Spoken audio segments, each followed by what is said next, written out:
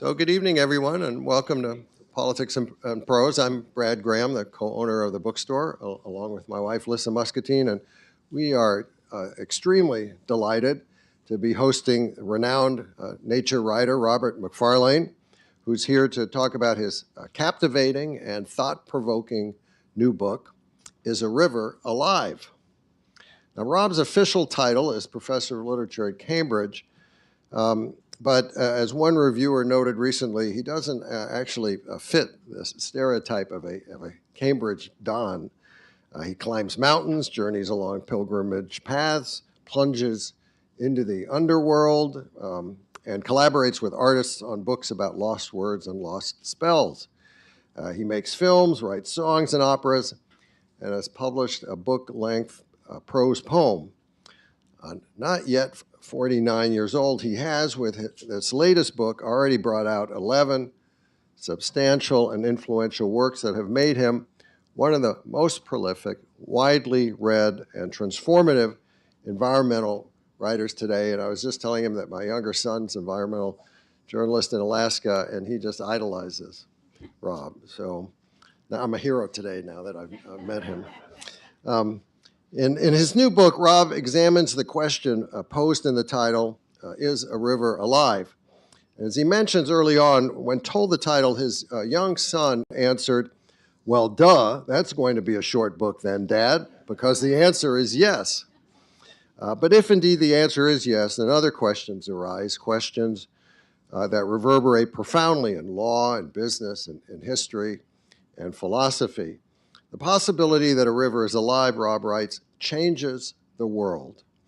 And to address the question, he embarks on detailed journeys through 3 river systems: a cloud forest in the mountains of northwest Ecuador, imperiled by mining, polluted creeks and lagoons of the watery city of Chennai in southeastern India, and Canada's Magpie River that pours into the Gulf of St. Lawrence and is threatened by hydroelectric dam development.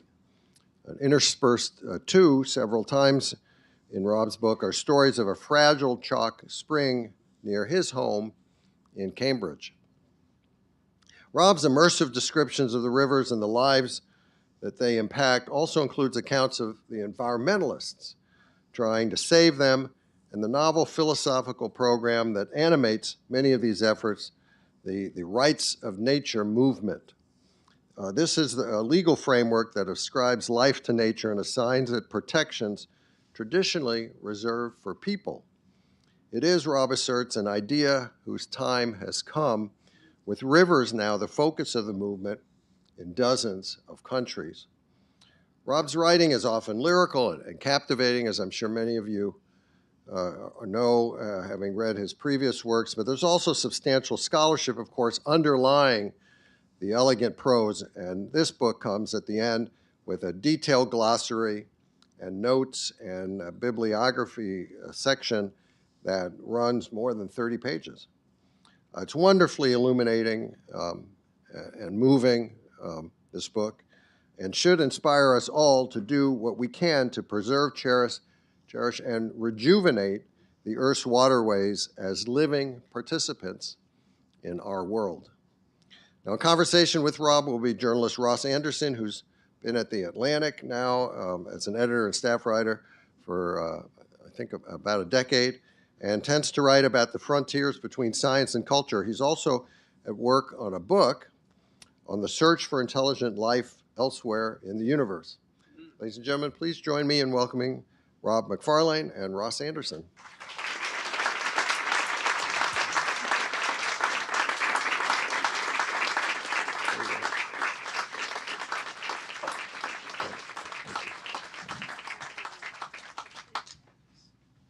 Hi, DC. Wow, there's a lot of you.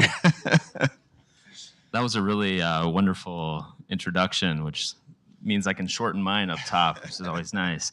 It is a really joyous thing to have Robert MacFarlane here in the house tonight. I think all of us who write about nature in any way are so indebted to Robert's eye, to his mind, to the way that he gives us really mystical but like rigorous language for the wild world around us.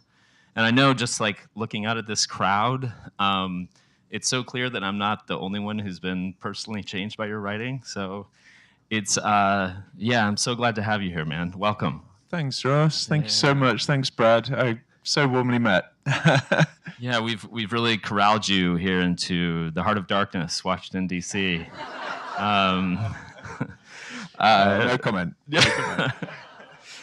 Well, look, this is, you've written a number of these books that take some element of a landscape, right? And you give us a kind of, whether those are mountains or underground spaces or old footpaths, and you give us, a kind of new philosophical and sensory experience of them. And I wondered, reading this book, did you always kind of plan to take on rivers at some point? Like, were they sort of peeking out at you in your peripheral vision during those projects? Well, a book has a watershed, so does a river, and the watershed for this book goes a long way back. I think that's true of any book, really, but this one, I mean, there's a spring in my childhood.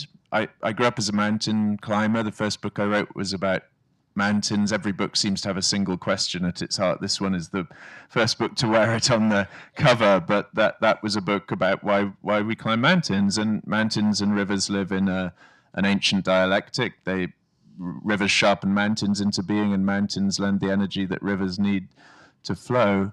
So I would always climb mountains and then return by the water and swim. So there's that. And then early on in my writing career, I thought that I would write a trilogy of books, and it felt like a very grandiose thing to say for a 25-year-old or something. But I sort of had that sense of it. And then the trilogy became 4 books long, and then 5 books long, and now it's a kind of 11-book trilogy. So I think the maths has gone wonky somewhere along the way. But I suppose a more urgent and present and pressing reason for writing about rivers is that in my country, at least, they are dying.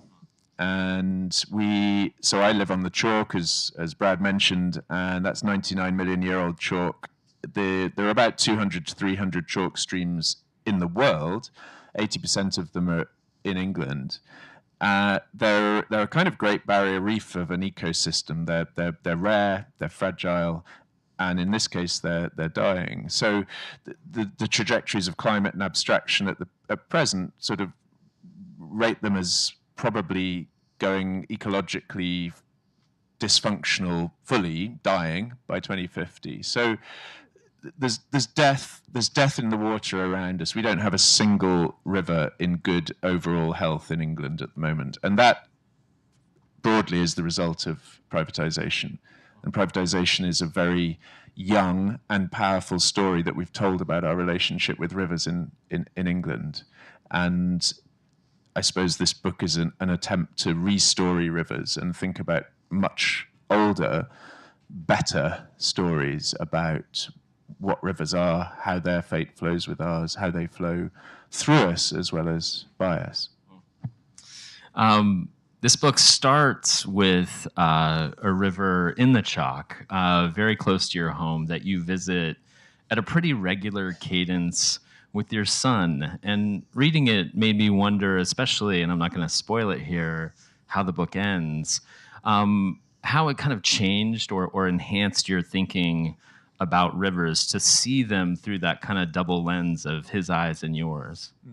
That's a wonderful story. Yeah, the spring is my friend. I don't know if that makes sense to any of you here, that a river or a water body might be a friend or a neighbor or a fellow citizen, but this one's a friend, and I go to it in grief.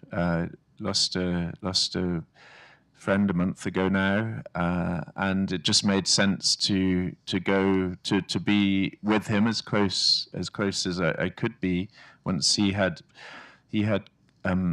loved water. He was one of the first people to read the book, and I just went to, as it were, speak to him silently in my mind by the spring. And I go with Well, when I can like roust my children out. I mean, I'm not. I don't want you to think that my children are kind of. Yeah. I mean, my mum always likes to joke that I never wanted to take the dog for a walk when I was growing up. So she was like, and now everyone thinks he's a nature boy. What? So. My kids are a bit like that, but yeah, Will and I went up, and we go up a few times a year. I go up 3 times a week. I mean, it really is a friend, and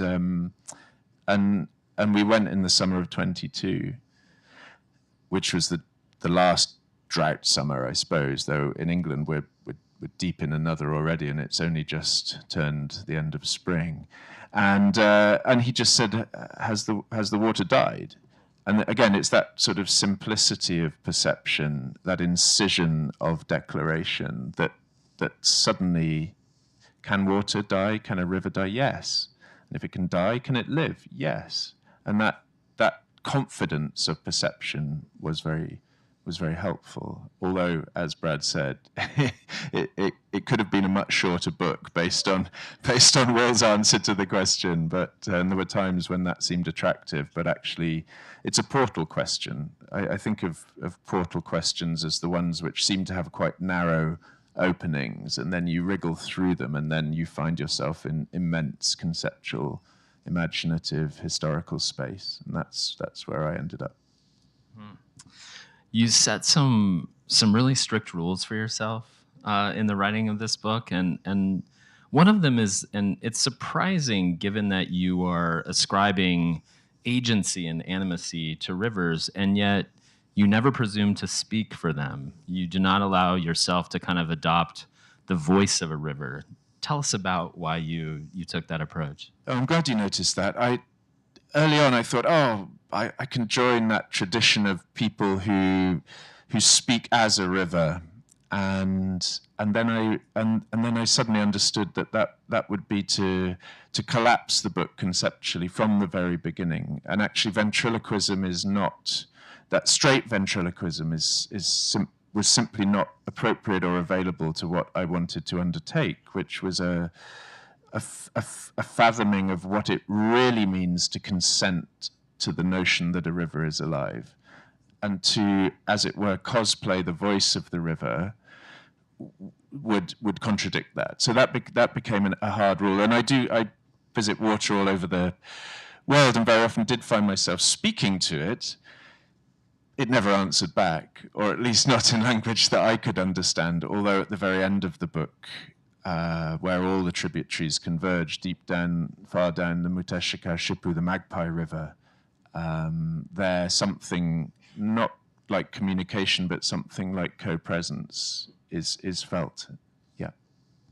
We're going to get to that for sure a little bit later. The other thing that you do is you say things like, the river who flowed. You personify the river instead of treating it like a subject. And first, I just want to hear why you took that approach, but also just as a writer, how long did it take your inner ear to acclimate to that? Pretty quick. Yeah, the river who flows, the forest who grows, the spring who rises. It's true in French, la rivière qui coule, or le fleuve qui coule. But in English, we which and we that, the natural world. We it, the natural world, the living world. I don't really like the word environment. I don't use it much unless I absolutely have to. So it just seemed a tiny little adjustment on the dials of grammar, which are set so hard towards objectification of the world beyond the human. And it actually naturalized in my ear very, very rapidly, and I'm trying to spread the use of who. So whenever you speak of rivers, please who them. I end up sounding like Dr. Seuss pretty quickly. It's like, but and the other bit of guerrilla intervention I'm trying to release into the communal consciousness as I travel with this book and meet these amazing responses from river lovers. They're not coming for the book, they're coming for rivers. Is we built our cities on rivers. no, we built our cities by rivers, and then we built our cities on rivers. And there is, London has these buried rivers, these ghost rivers that flow south into the Thames from the north and north into the Thames from the south. And there's this wonderful practice, which many of you will know of, called daylighting, which is where buried rivers are re-exposed, are disinterred from the city's underworld, its underland. And this is beautiful. It's happened most recently in England, in Sheffield, a very industrial city. The River Sheaf, which flows right through the city centre, has a section of it has been daylit, and suddenly the river is present. It's present in memory. That which you cannot see becomes that which you cannot love, or you have no interest in loving or caring for. So the guerrilla part of this is that where we cannot daylight rivers, I'm very keen that we paint vast blue river marks on the surface of the city, across pavement, across asphalt, across parking lot, to show where the rivers are that flow, that are so vital, to re-territorialize them, re-specify them. You know when you're crossing water. That's what that will do. So I actually brought a really big can of blue paint. So later, 10 o'clock, out front, I've got the map. Join me. No, that's for those listening at home, that's not actually going to happen. Yep. Kash Patel, stay away. Yeah, right. I have to just pause and return to something you said, because I can never really pass on the chance to tweak the Anglo-French rivalry. Did I misgender Rivière No. or Fleuve? No, Okay. not at all. And if you did, I wouldn't know it. But what I wanted to know was why you think there is that difference between the two languages and the grammars. Like, what culturally is being expressed there? That is a tweaking of the Anglo-French rivalry. As a spiritual Scot, I'm very happy to say that the French is superior to the English in all respects. And this pronominal intimacy that the key suggests is just part of their fathomless love for the living world. So, no, I will also say that yesterday, and this is a measure of how interestingly the rights movement is beginning to flow into civil society, political imaginations. Anne-Marie Hidalgo, the mayor of Paris, did you see this story? So front page of Le Monde, requested the assembly to pass a law recognizing the rights of the River Seine. So really interesting moment when at that level. So there is a European precedent for this in the fact that the Mar Menor, the saltwater lagoon in southern Spain, after an amazing grassroots campaign by Teresa Vicente, who was awarded the Goldman Prize for Environmental Activism, which is sometimes described as the Nobel Prize for Nature. Am I cutting out at the back, or is it fine? Okay, great. She gathered votes, gathered signatures, and the Spanish Constitutional Assembly recognized the rights of Mar Menor in, I think it was 2023. So we're just starting to see collisions and disruptions and destabilizations of anthropocentric blocks, let's say. So the Spanish are pretty cool too. Yeah. I was really taken by this notion that's in the book a few times, maybe more than a few, about our bodies being like rivers. And I think in a different writer's hands, that might have been a kind of facile metaphor, but you do something really beautiful with it. And I was hoping you could kind of expand on it for our audience. Well, I might just see if I can just find the paragraph, because that's probably, it's just this. The language of hydrological governance refers to rivers, streams, and lakes as water bodies. But to the 40,000 recognized water bodies in England, Wales, and Scotland should be added another 65 million or so, for every human is, of course, a water body. Water flows in and through us. Running, we are rivers. Seated, we are pools. Our brains and hearts are 3/4 water. Our skin is 2/3 water. Even our bones are watery. We were swimmers before we were walkers, slow turning like breath divers in the dark flotation tank of the womb. And just that I think that simple transference across of the idea of the water body from water seeks a body. That's Astrid Neimanis's phrase. It's wonderful, and sometimes it takes the form of a river body, and sometimes of a lake body, of a marsh body, and sometimes of all the time of a human body. So we forget at our peril that we too are part of the water cycle. And I think this, I suppose we come back to the ways in which rivers have been, and their vital role in individual and historical human flourishing has been elided, forgotten, rendered imperceptible, placed the far side of what Rancière calls the partition du sensible, shouting out for those French again, Ross, the division between life and not life. And rivers have sort of progressively been pushed the far side of that.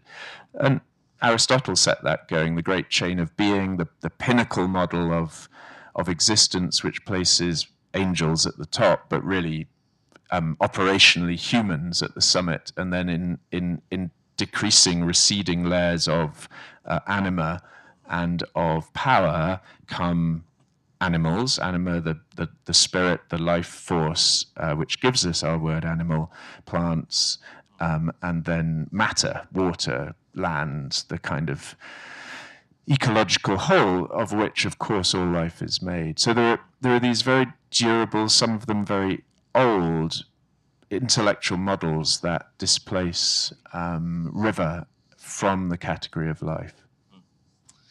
Most of us, when we encounter a river, particularly here in DC, we're only seeing one bend of it, maybe, right? We round a corner and we see a section of it, and it's hard to hold the whole of it in mind. And one of my favorite parts of this book is a really extended set piece near the beginning in a cloud forest in Ecuador. And it has so many magical elements to it. But one of the really beautiful things is you really get a sense of the extent of a river, because you take us kind of down the falls and underground and resurfacing, and even just the disaggregation into the mist and the tree canopy as being part of the river, which is not a thought that had occurred to me previously.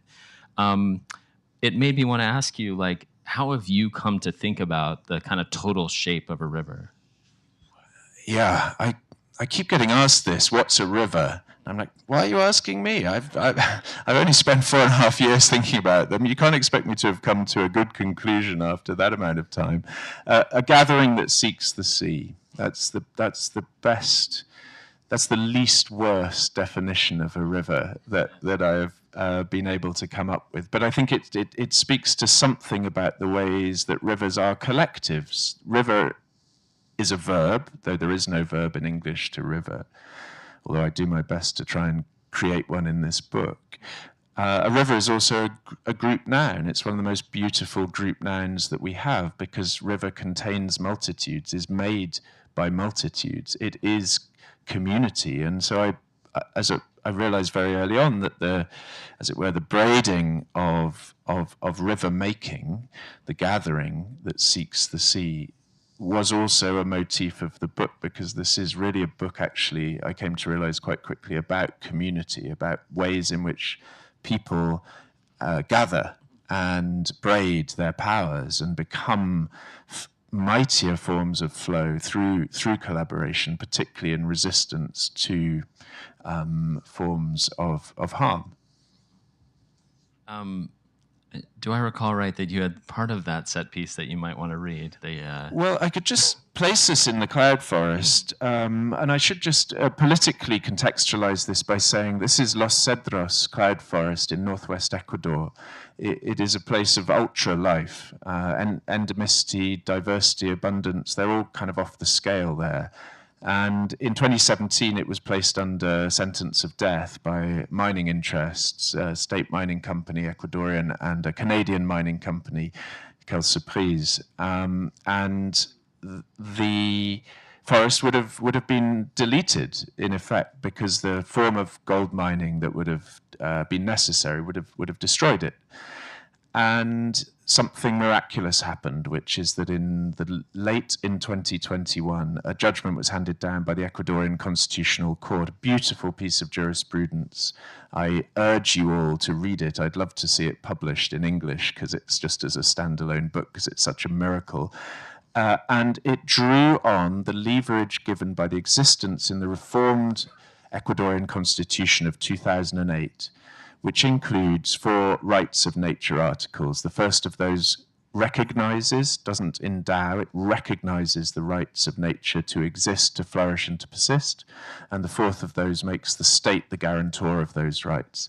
And it was the power of having those articles in the blueprint of the state, the fundamental governing principles that are the Constitution, that allowed this ruling to have such force, to be made, to compel, as it were, the eviction of the miners, and the forest survived. So when I travelled there in 2022 with, among others, the judges who had handed down that ruling but had never been able to meet the forest because it was the pandemic when the long, protracted trial period was going on, it was very moving to walk into a forest which should not have existed had this great act of moral imagination not happened in 2008. So every step was sort of taken in this flicker zone between the teeming life of the forest as it was and then the counterfactual that kept blinking in and out of possibility. But this is just at High Camp. I'll just read a couple of paragraphs just to locate us.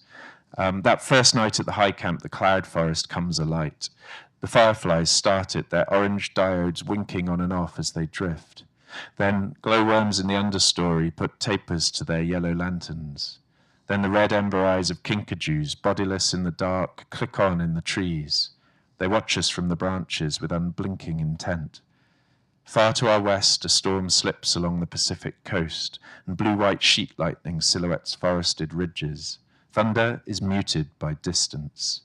In the gold futures markets, the spot price of a troy ounce climbs past $1,517. We sit close round the fire in the little clearing, warmed by the blaze and comforted by each other's nearness. I'll just stop there, yeah. You said earlier that if rivers can live, they can also die. And this book, really, you take a tour of a number of these rivers that either are dying or had some potential to die, as with that one. And, for whatever reason, they're resurrecting themselves, I think is the way you put it, giving the kind of the agency with the river. We're in a moment in this country where those of us who sort of care deeply about the natural world find ourselves in some degree of despair, really, over our political leadership. And I was hoping if you might tell us a story about a river in America that is itself resurrecting, just so we can leave this place with some hope. Okay, I didn't know that was going to come. It sounds like a complete setup. I'm as a Brit, I'm not going to rock up in DC and tell you how to run your country. But no. No, okay. well, I did write an op-ed for the New York Times over the weekend past, which contains some fairly close analysis of what's happening to the Clean Water Act and the ways in which it's being circumvented. So I spent quite a lot of time down in the weeds of some executive orders. So that's there, but a story of hope. Yeah, it's the story of the Klamath River that many of you will know. The river that flows out of Oregon and into California had the 3rd biggest salmon run on the west coast, the Pacific coast, before it was dammed. And it was dammed, a series of huge dams went up, 4 dams between 22 and 64. And they stopped the river. You can drown a river. You just need a dam and a reservoir to do it. And the salmon run, of course, was halted. The Yurok tribe, in particular, is very much a salmon people. Food sovereignty, food security, cultural identity all began to fracture and shake. And at some point in the early 2000s, following a massive fish kill, which was I mean, the causality is very hard to establish, but in many ways it was suggested that it was the torpor of the water in the impoundments which had caused an intensification of toxicity and algal bloom, and resulted in tens of thousands of fish dying. And this became one of the forcing points that compelled an attempt to imagine the river otherwise. And I'm fascinated by imagining otherwise, and all of the rivers in this book are dying or under threat of death, but are also being radically reimagined. So the Klamath reimagining was the removal of those dams. But as you can imagine, the generation of the political will to undertake that, the capital needed to undertake it, the consensus needed to undertake it, was a vast, vast labor. And this is why I often say that, building on a Tim Winton line, that hope is a discipline. So hope has one foot in fantasy, in dream. It's the imagining otherwise. But it has the other foot planted on firm ground, and that's the ground you need to take your stand on, to push off from and undertake the labor that is necessary to bring about remarkable change. And the Yurok tribe and a broader alliance undertook that work of both dreaming and working. And the result was that in the late summer of last year, the fourth of those dams, the last of those dams, was dismantled, and the reservoirs were drawn down. And the speed of recovery has been absolutely thrilling to watch. I've been tracking it very closely, like a lot of people. The salmon passed the Iron Gate Dam, where it had once stood 2 days after it had gone. The first Chinook was captured on sonar. The reseeding of the banks of the reservoirs had now absolutely lit the valleys with wildflowers this spring. The prairies are starting to recover. And here we have a sense of three quick final thoughts. A living river's aura is radiant. It radiates outwards, and enlivenment happens far beyond its banks. Where does a river stop? Well, its aura is a powerful thing. The second is that the Yurok tribe undertook a rights declaration in 2019, which was non-operative because it was a declaration rather than having any legislative leverage, but was part of that reimagining process. And the third is that it's brought people back as well as the other members of the living world of a watershed community. So there is a hopeful story, and it involves work and it involves imagining otherwise. Robert, reading this book, there are a lot of nature writers who are kind of in what I would maybe call a glancing dialogue with indigenous thinking. But this book is really, really engages with it at quite a deep philosophical level. And I wondered if you might share a moment for us when the richness of those traditions as they bear on this subject in particular was kind of revealed to you.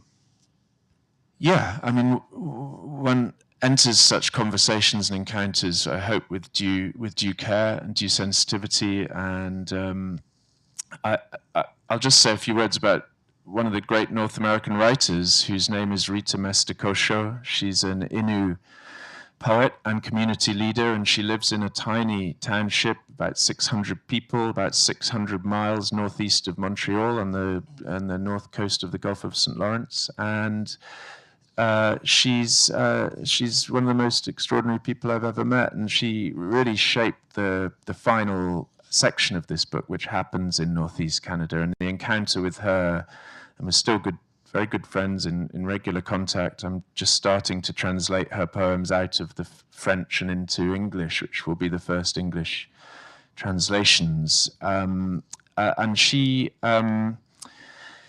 she's very generous, very open, and very decisive. And she took one look at me when I rocked up in Equaniche, and I went there, that's the name of the township, and I went there to ask her permission to descend this river, which has flowed through Nitassinan, the unceded territory of the Innu, and through that community's life for 8,000 years or so. So I went to say, can I descend your river? And she, if she'd said no, I would have retraced my 4-day journey and thought again, but she just laughed at me. She was like, yeah, but you've got to get the river's permission first. I was like, okay, do I apply in triplicate? Is it paperwork involved? And she looked me up and down as well, and she just I describe it in the book, it's like being scanned at a airport scanner or like a LiDAR flickering up and down your body. She's like, you look too much with your eyes, you think too much with your head, you do not feel enough with your heart, and you are not taking your notebooks on the river. And I was like, Rita, you're so right about the first three of those, and I'm sure you're right about the fourth, but we have to come to some kind of negotiated settlement. And we did, which was that I couldn't write when I was on the water, on the river, but I could write when I was on land at the end of these long. So it took us about 10, 11 days to descend the river after getting dropped by float plane, and then kayaking out down this immense river. But that river really wore away all the shells and opened me, and Rita was absolutely vital to that opening. The Blackflies were pretty wearing as well. I have to say, I'll just very briefly read what happened when we first met the Blackfly of the northern forest. People familiar with? Yeah, I see a few kind of, the 1,000-yard stare of the other sufferers in the room. But I honestly, I thought the Scottish midge was like the worst thing that nature had ever invented. But it is a Labrador puppy compared to the Blackfly. That evening when the wind drops, the first wave of Blackflies hits us. I notice a small, shiny, bulbous-bodied fly crawling on my hand. It looks rather sweet, I think, like a stubby-winged ant. It's a miniature child's toy of an insect. I peer at it. Is this the notorious Blackfly? I ask, unimpressed. It doesn't seem to be a biter. The bear, who's a Czech Quebecois guy who has spent a lot of time outside, shifts uneasily and scratches the stubbly top of his head, making a sound like a boot scraper. Yeah, that's a Blackfly. And they do bite. He pauses respectfully. Thing about Blackflies, well, one of the things about Blackflies is you don't really notice them biting you until after the damage is done.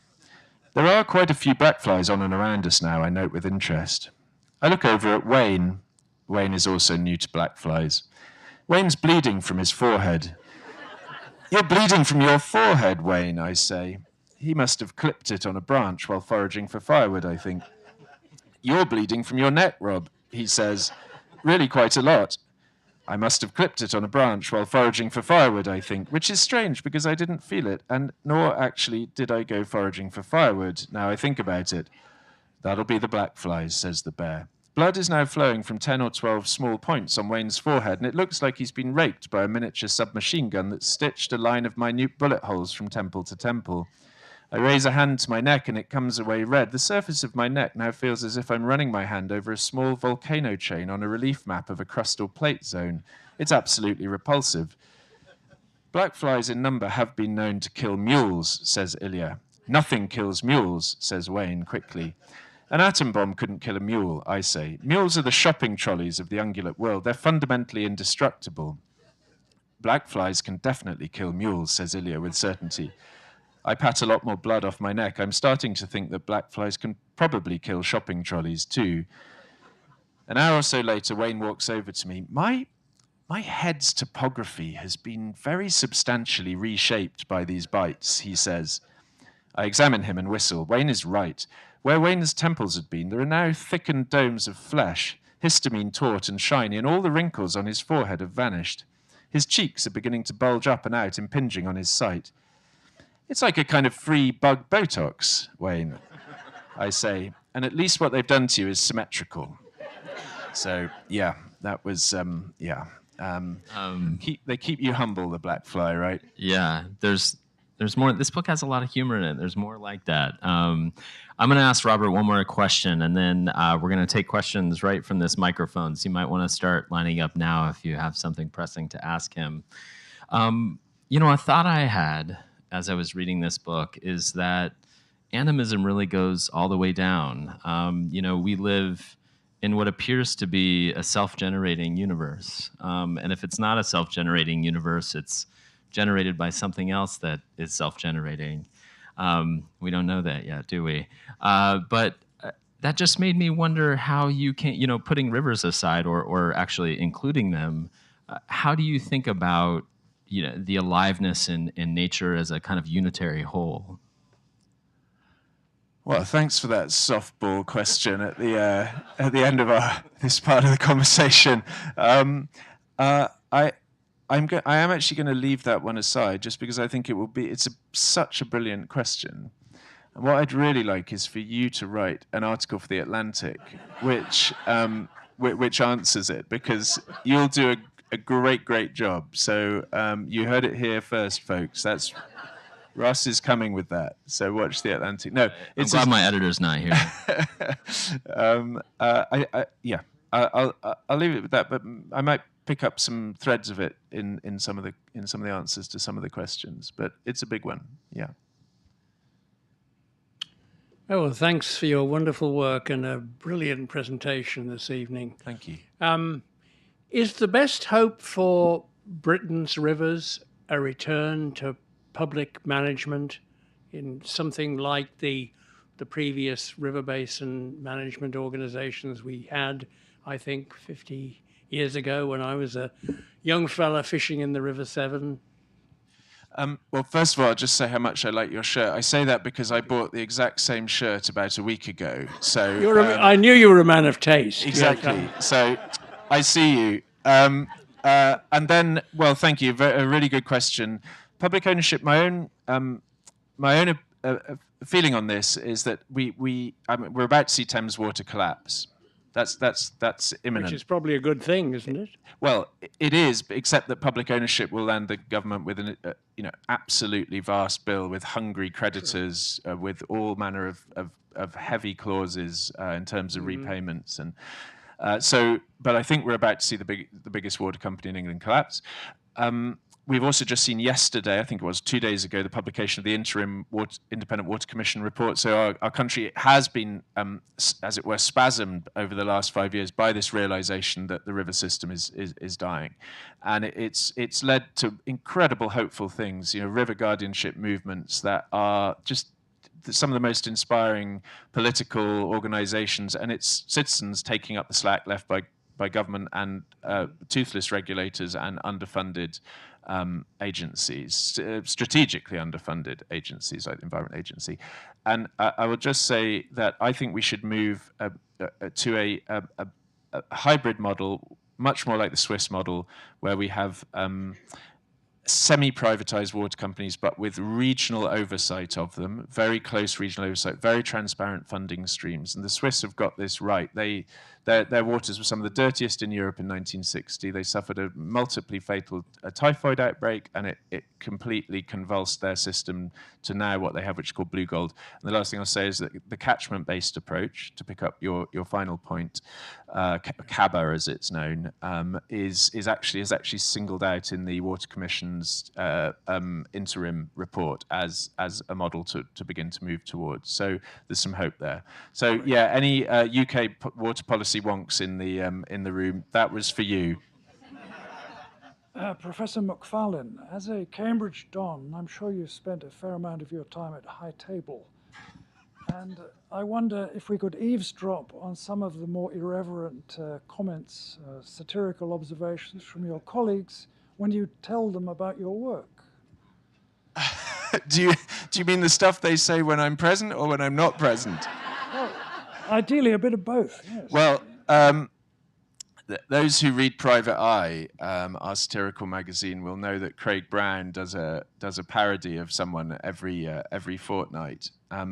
I received my third full-page Craig Brown parody last week, and I was like, dude, like, you do me every 5 years. I mean, there are a lot of people in the world. Can't you just find someone else? But anyway, it's called "Is a Cup of Tea Alive?" is the piece. So he had a lot of fun. But yeah, I actually don't. I mean, obviously, as everyone knows, if you're a fellow at Cambridge, you dine on Swan every lunchtime, and then you go beagling all weekend. So, no, I don't go to High Table very much at all. But the last thing I'll say is, being at Cambridge is one of the great privileges of my life, because I sit down and I turn left to an astrophysicist and say, what are you working on at the moment? I turn right to an Anglo-Saxon historian, and I ask them the same question, and there's never a boring answer, except from the economists. Yeah. Sorry. Hi. Hi. I'm Danielle. I actually first discovered your writing through your songwriting with Johnny Flynn. And so I was wondering what your songwriting process is when you think of lyrics as you're traveling, and especially the song River, Mountain, and Love, and how that River, Mountain, Love, yeah. maybe came from. I'm so glad you asked that, because Robert had agreed to sing for us tonight. The DC stitch-up. Thank you. That's a lovely question. Yeah, songwriting, which I've done increasing amounts of over the last decade or so, is just, I think, brings me more pure pleasure than anything else. And I do it all in little notebooks. I would never write songs onto screen, and it fits into the corners of life, and just pull the book out and just start playing with lyrics. And I've learned so much as a writer from it as well. And I think I think if I can say this in a non-bombastic way, and this is a fully relative, I think this is the book that I've been learning how to write all these years. And by that I mean that writing libretti, writing films, writing poems, writing songs, each of them, and each of those collaborations has taught me something different about how language works, whether that's plot beats, whether it's in lyrics, and I'll leave this as the last thought. You learn to let sense loosen. It's like the mannequin doll. As a control freak writer, I want the mannequin doll to be doing exactly what I intend it to do. But in lyrics, you kind of cut the strings, and all the limbs go limp, and you don't need to make the lines make sense in the same rigorous way. And in fact, sense emerges from a hybridity, juxtaposition, a strange swirl. Lyrics live on the eddy line, let's put it like that, where flow meets counterflow, and spirals happen, and they draw down oxygen into the mind and the song as well. So yeah, I love it. And Johnny and I have got a bunch of other stuff that we're cooking. Thank you. Hi, good evening. Hi. I'm Michelle. I actually have a question in regards to when you know if the river is dead or alive, in the sense of, I'm thinking about Varanasi, for example. There is basically nothing that's living there, but yet it is a meeting place. It's a place where people are still washing themselves, brushing their teeth even, and they have death rituals and things like that. So there's so much going on, but there's nothing really that can live in that water. It's such a smart question, and I mean, I speak tentatively of this, and the field work I did was all in the south of India, in Tamil Nadu, but I have spoken and interviewed people at length about the strange discrepancy between the sacredness of water, particularly within Hinduism, so the Ganga and the Yamuna, and the absolute disconnect with ecological health of river, of water. And it seems very hard to imagine a way that gap will be closed, that connection will be made, and where the Ganga and the Yamuna pass through their most sacred stages, as it were, is also, as you say, where they're most biologically dead. So I can't really reconcile that. I find it a troubling and fascinating. But there, as you say, there is a social life, an imaginative life, a religious life, which is vigorous there, but the biological life is gone. And I did see rivers in Chennai which had 0% dissolved oxygen, so the free-floating stuff, obviously not the stuff that's bound into H2O, and 0 species count.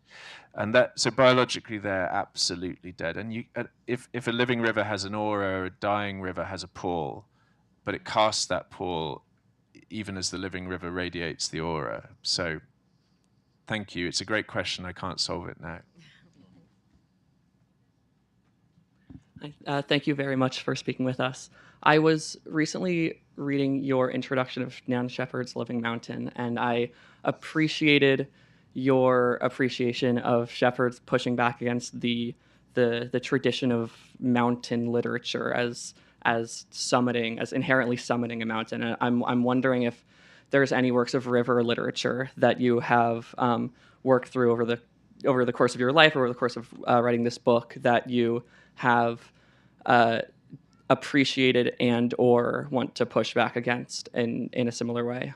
Oh, it's such an interesting question. Yeah, I mean, I think mountaineering does have that. I mean, you can't kind of get more male, shall I say, than the siege of the summit, which is, I mean, this was the militarized language of the 1953 expedition, and it was two of the 21, 22, and 24 expeditions to Everest, which were staffed largely by former soldiers. So there was a read across from militarization to mountaineering. But Nan Shepherd's book so beautifully and gently undoes that. The pass replaces the peak. The pilgrimage replaces the drive and the thrust for the conquest of the summit.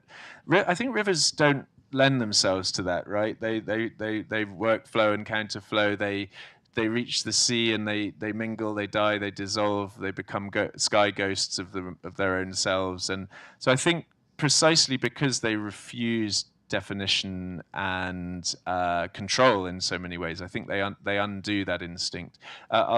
I would speak for Rita's work, which I have done recently in the New Yorker. I had an interesting conversation. They were like, well, we've never taken a book recommendation where the book is not translated into English.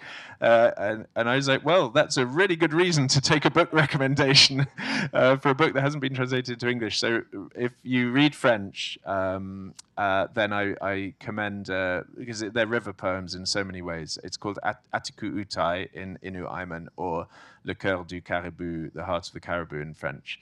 And then the Epic of Gilgamesh, which is a river poem and is all about dick-swinging men going and chopping down forests and knackering rivers and then paying the price, plus ça change. And then finally, Norman Maclean's A River Runs Through It, which, yeah, I sometimes describe as one of the most perfect pieces of English prose created. So yeah, and I don't think any of those falls into trouble. Thank you. Thanks for a great question. Hi, my name is Phil. I got introduced to your writing a long time ago because your appearance in the W.G. Zabel documentary. And I'm a huge fan of his, and your writing reminded me a lot of his. So I really enjoyed your new book. I zipped right through it in 2 days, which is very easy to do when you've been laid off by Doge. So my rivers are the Ohio River and the Cuyahoga River, a theme of your book. Cuyahoga River is, of course, famous for being the river in Cleveland that caught on fire in the 1970s. And so I couldn't help but think when reading your book that growing up in, post-industrial Ohio, rivers were a place you didn't spend time in. You drove by them, and I associated them with toxicity, literally. Like, you didn't go near them because it was gross, it was disgusting, infested. The water is an unappealing color. And I think in a place like Ohio and other post-industrial spaces in the United States, there's so much generational amnesia. It's been so long since these places were clean.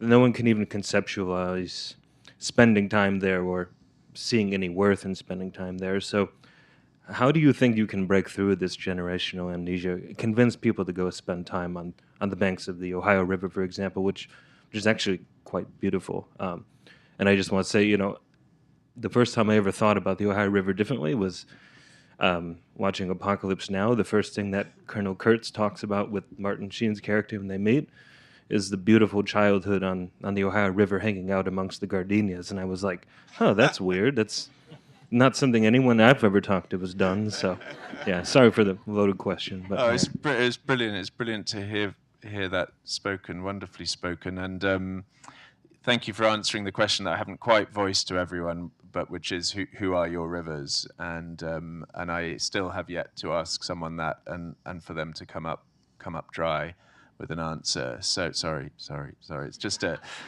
occupational hazard of writing river books is you just start one.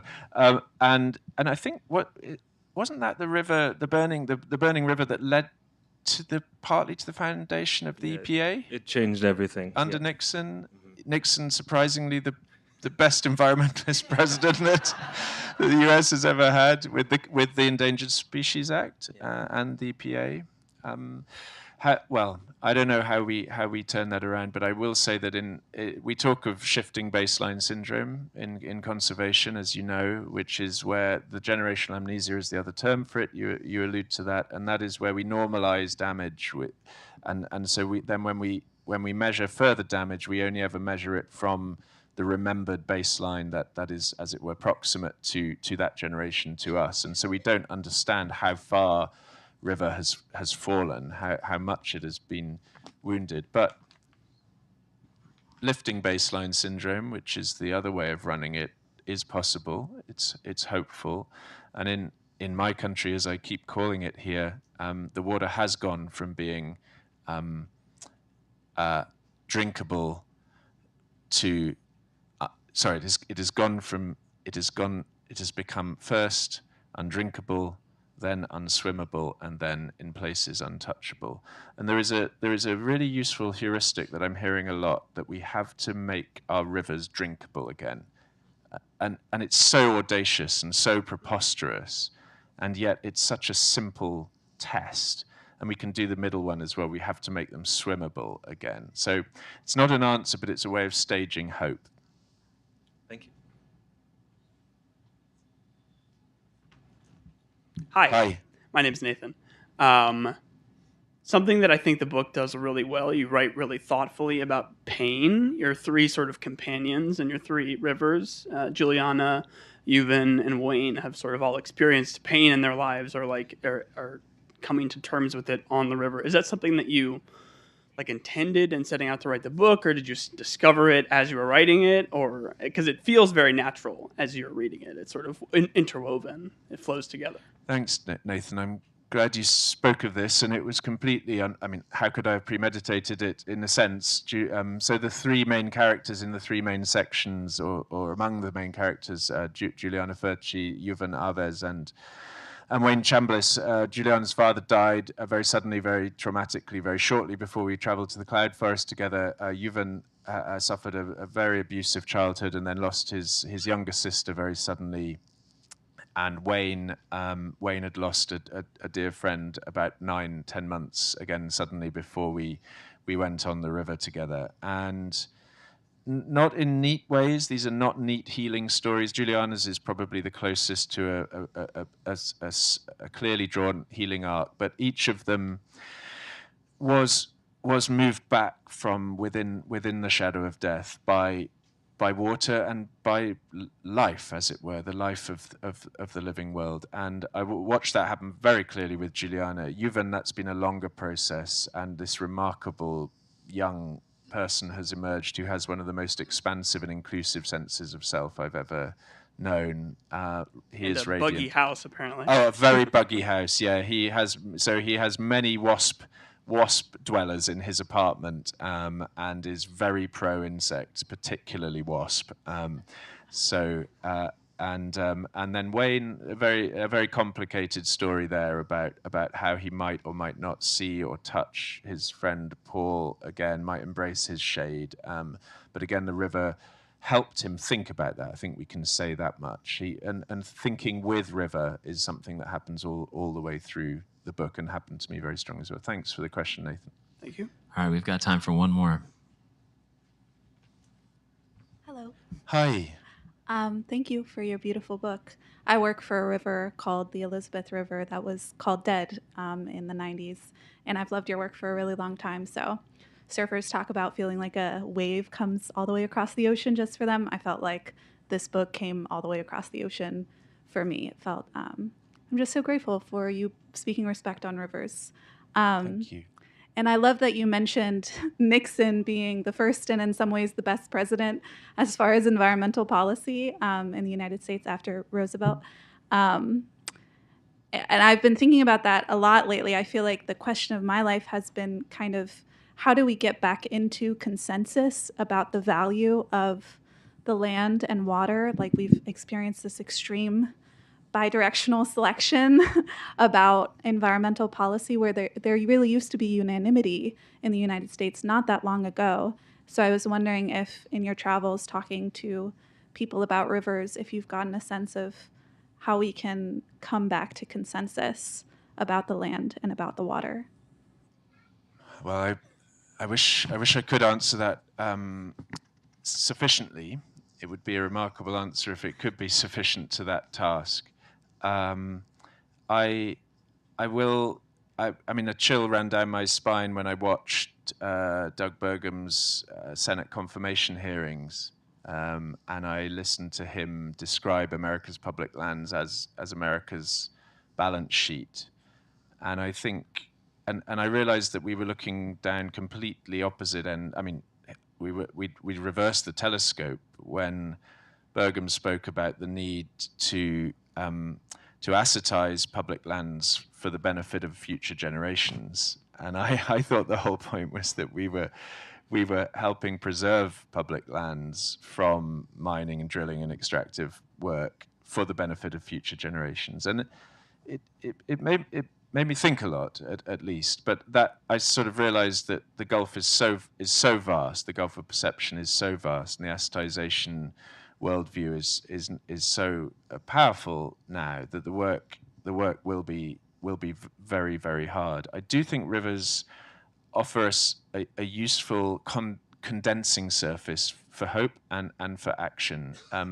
They do heal themselves remarkably fast, and I think it's important to give them the agency of that, not to say that we heal them. We create the conditions within which they can heal themselves, and we've seen that with the Klamath. So I think rivers speak to what Wallace Stegner called the geography of hope, and seen this archipelago of remarkable recoveries. I think recognizing that as possible is the best basis for a broader recovery, and recognizing that the benefit is manifold and pluriform, and it embraces humans as well. And when rivers heal themselves, they do heal us too. So yeah, thanks.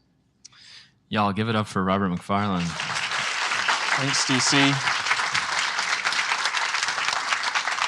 Thanks, everyone.